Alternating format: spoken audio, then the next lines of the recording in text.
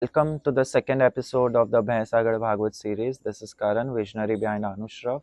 And in today's episode, we are going to see how the standard dictionary, which is common to all of us, interacts with the internal dictionary, which is unique to each one of us in a real world setting.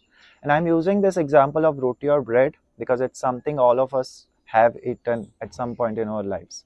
So when you see the first thoughts or how all of us are describing roti or bread, it would be similar, but no two people will have the exact same definition on it, and this is known. So books and laws have been tried in the past so that each one of us has a standardized understanding of meaning of a word or topic. But in the first episode we saw it's next to impossible for two people to have the exact same internal dictionary. So the question is, how do you and I figure a way out? So if we recalibrate the way we have been thinking and we process information, we we can find an answer to this. So if we see bread making in different cultures across the globe, there are some common threads. The first common thing is it's made out of some powdered material. We cannot make bread out of whole grains. Second, since it's dry and powdered, some kind of liquid needs to be mixed in, milk, water, oil, whatever be the case.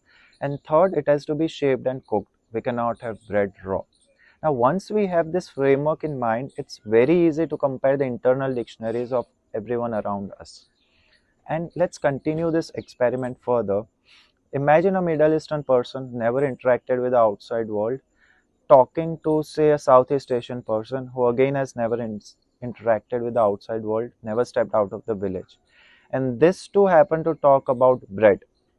It can be a project they are working on or their personal passion, whatever be the case.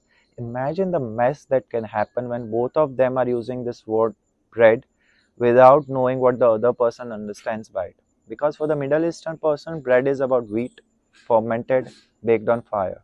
While for the Southeast Asian person, it's rice and usually steamed. Now, the question is, why are we doing so much of hard work? Why do we have to go through all of this? Because whenever we talk, whenever we communicate, it's always our thoughts, our knowledge, our perspective. But what I have realized is when we want to have an effective knowledge transfer, when we want to communicate properly, we need to use the internal dictionary of the other person in front of us.